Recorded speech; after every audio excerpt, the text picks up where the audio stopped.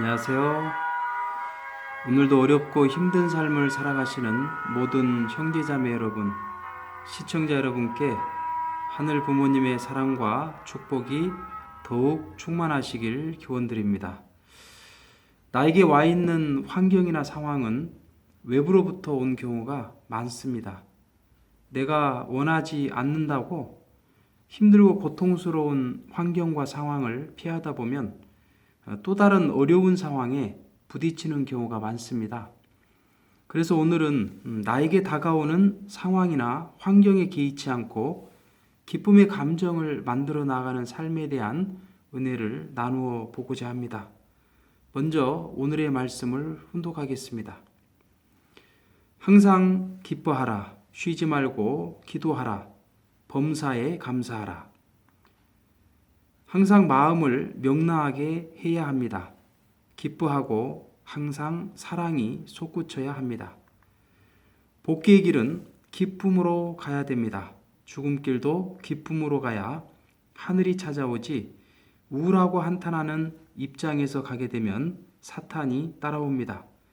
기쁨을 느끼면 하나님이 나에 대해 관심을 갖고 하나님의 사랑권 내에 들어가지만 이 기쁨을 어떻게 실천하느냐가 과제입니다. 건강하지 못한 사람은 좋은 것을 보고도 기뻐하지 못합니다. 아름다운 꽃을 보고도 기뻐하지 못하고 맛있는 음식을 먹으면서도 기쁘게 먹지 못합니다. 또한 다른 사람이 잘된 것도 기뻐해 주지 못합니다. 다른 사람이 성공한 것을 보고 좋겠네, 부럽네 라고만 생각합니다. 그러나 다른 사람의 성공을 진심으로 기뻐해 줄 때 그 순간 상대방의 성공의 에너지와 자신의 기쁨의 에너지가 만나 그 운세가 나에게도 함께하기 시작합니다. 그래서 다른 사람이 성공할 때 기뻐해 주는 것은 나에게도 같은 운세권을 접붙임해 주는 이로운 것이 됩니다. 사실 기뻐할 수 있는 것은 아주 큰 능력이기도 합니다.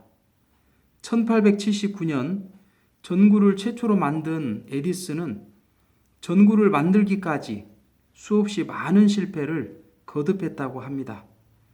실패하는 에디슨을 보면서 주변의 많은 사람들이 수없이 포기하라는 권유를 했습니다. 그러나 에디슨은 내 일생에서 일을 한 날은 하루도 없었다. 모두가 나에겐 재미있는 놀이요 기쁨이었을 뿐이다 라고 대답했습니다. 이렇게 자신의 일을 놀이요 기쁨으로 생각했기 때문에 그는 결국 모두가 가망없다고 했던 전구를 발명하게 된 것이죠. 불행한 사람과 행복한 사람들을 찾아 각각 그들의 공통점을 연구한 내용이 있는데요. 행복한 사람의 공통점은 뭘까? 궁금하지 않으십니까? 그 전에 먼저 행복하지 못한 사람들의 공통점을 보니까 피해의식을 갖고 살아가고 내 인생은 왜 이 모양이야 하면서 불평을 달고 살아간다고 합니다. 또한 탓하기를 좋아한다고 합니다. 그건 당신 때문이야 라는 말을 많이 사용하면서 살아간다는 거죠. 마지막으로 수치심이 강하다고 합니다. 비난의 화살을 자신에게 돌리는 경우죠. 오늘 말씀을 다시 한번 보게 되면 우울하고 한탄하는 입장에 서면 사탄이 따라온다는 말씀이 있습니다. 자신에게 벌어진 상황을 불평하고 피해의식을 가지면서 남이나 자신을 끊임없이 탓하고 있기 때문에 거기에는 하늘이 함께하지 못하고 사탄이 함께할 수밖에 없는 것입니다. 반대로 행복한 사람들의 공통점은 무엇일까요? 먼저 그들은 가볍고 자유롭게 흐르는 느낌을 가지고 산다고 합니다. 공감이 되십니까? 또한 살아있고 생기 넘치는 기분을 가지고 있으며 자신과 타인에 대해 사랑과 동정을 느낀다고 합니다. 또한 감사와 용서의 감정이 흐르고 자신의 삶과 목표에 열정을 가지고 살아가는 공통점이 있다고 합니다. 이런 공통점을 한마디로 말한다면 기쁘게 살아가는 삶이라고 말할 수 있을 것입니다. 이런 사람들에게는 오늘 훈독한 말씀처럼 하늘도 함께 하심을 알게 됩니다. 자신이 뭐 할 때 기분이 가장 좋아지는지 혹시 알고 계십니까? 이것을 모르면 습관적으로 부정적인 생각을 하기 쉽습니다. 그래서 스스로 즐겁게 만드는 긍정적인 방법을 몇 가지는 가지고 있어야 합니다. 저는 매일 주변의 산책로를 거닐면서 제가 이루고 싶은 것을 되새김질하면서 산책하는 시간이 가장 즐거운 것 같습니다. 그 시간은 명상의 시간이기도 하고 기도하는 시간도 되며 제 자신의 마음과 즐기는 시간이기도 합니다. 또한 어려운 사람들을 위해 좋은 영성 치유 프로그램을 구성하면 의욕이 생깁니다. 그리고 이루고 싶은 내용을 긍정문으로 만들어 하루에 매일 100번씩 쓰면서 음미하는 시간을 갖는데 저에게는 아주 즐겁고 기쁜 시간입니다. 하루 종일 긍정의 말이 머릿속을 흘러다니도록 해보십시오. 끊임없는 긍정의 생각은 믿음이 되고 때때로 우리가 상상조차 못했던 놀라운 결과를 가져오기도 합니다. 우리가 잘 알고 있는 베스트셀러 시크릿이라는 책을 보면 끌어당김의 법칙을 소개하고 있는데요. 원하는 것을 생각하고 이루어진 것처럼 믿으면 그 일이 이루어지고 얻게 된다고 말합니다. 그런데 노력해도 그렇게 되지 않는 경우도 아마 있으셨을 겁니다. 그것은 원하는 생각은 가지고 있지만 내면의 감정이 부족, 결핍, 불만의 파동이 크게 남아있기 때문에 현실이 변하지 않는 것입니다.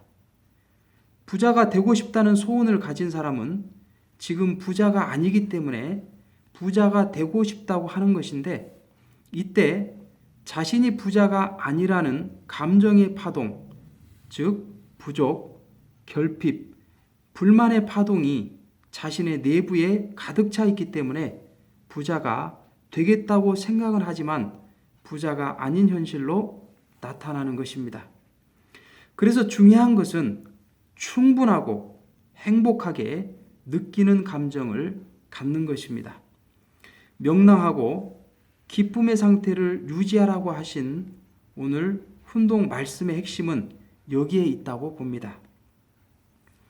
행복한 마음의 상태를 가지게 되면 그 마음의 주파수가 우주에 작용하는 만유 원력의 행복의 파동과 일치되면서 행복한 상황을 끌어당기게 되는 원리인 것입니다.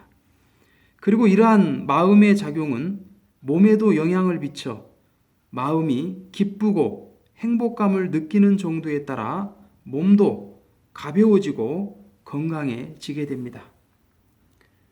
매일 아침 일어나 새로운 하루를 시작할 수 있는 풍요로움에 기뻐해 보십시오. 살아있다는 사실에 기뻐하십시오. 태양이 오늘도 변함없이 나를 비추고 있다는 사실에 기뻐해 보십시오. 가족이 있다는 사실에 기뻐하고 감사해 보십시오. 모든 일이 다 잘되고 즐거운 하루를 보내게 될 것이라고 확신해 보십시오. 이렇게 확언해 보겠습니다. 나는 매일매일 몸마음이 기쁨으로 충만해져 가고 있습니다. 같이 한번 해볼까요? 나는 매일매일 몸마음이 기쁨으로 충만해져 가고 있습니다. 이것을 한 매일 100번 정도 해보시기 바랍니다. 하루를 기쁨으로 디자인해 간다면 매일매일 신선하고 풍요롭고 기적으로 채워져 갈 것입니다. 기쁨의 감정을 디자인해 가시면서 하늘 부모님의 깊으신 사랑과 은혜 속에 살아가시는 한 주 되시길 기원드립니다. 감사합니다.